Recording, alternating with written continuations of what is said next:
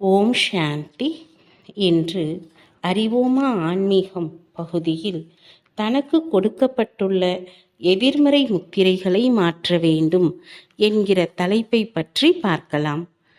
மனிதர்களின் கருத்துக்களை பயன்படுத்தி அல்லது நமது சொந்த உணர்வில் சில நேரங்களில் நாம் நம்மீது நான் மிகவும் மெதுவாக வேலை செய்வேன், நான் முரட்டுத்தனமானவன் என்று முத்திரை குத்திக் கொள்கிறோம். மீண்டும் மீண்டும் தன் மீது ஏற்படுத்தப்படும் இந்த எதிர்மறை முத்திரைகள் அது போன்ற நடத்தையை நமக்குள்ளே அதிகப்படுத்தும். நம்மீது நாமோ அல்லது பிறரோ ஏற்படுத்தும் முத்திரையானது நமது ஆளுமைத்தன்மையை பற்றிய எண்ணங்களாகவும் வார்த்தைகளாகவும் ஆகிவிடும்.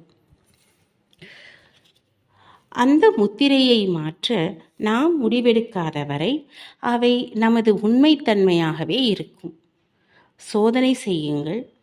தமது குழந்தை பருவத்திலிருந்து தம்முடைய சரியில்லாத பழக்கங்கள் அல்லது நடத்தைகளை பற்றி பிறர் கூறியுள்ளார்களா?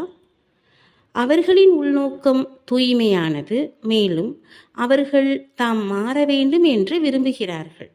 ஆனால் அவர்கள் தமக்கு நீங்கள் ஒரு சோம்பேறி, கவனக்குறைவுடன் இருப்பவர் போன்ற எதிர்மறை முத்திரைகளை கொடுத்து விட்டார்கள்.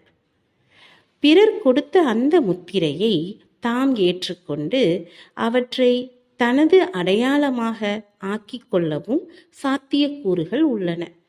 இதன்படி சோம்பேறியாகவும் கவனமில்லாதவராகவும் இருப்பதற்கு மறு உறுதிமொழி கொடுக்கிறோம்.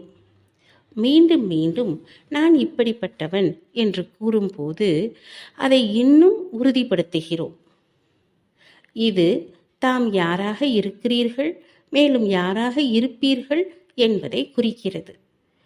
பிறரிடமிருந்து எடுத்துக்கொண்டு இப்போது வரை பிடித்து வைத்துள்ள எதிர்மறை முத்திரைகளின் பட்டியல் எடுங்கள். காலம் போக போக அவை உறுதிமொழியாகவும் தமது சொல்லகராதியாகவுமாகி தமது வெற்றிக்கும் மகிழ்ச்சிக்கும் தடையாக இருக்கும். சோதனை செய்ய வேண்டும்.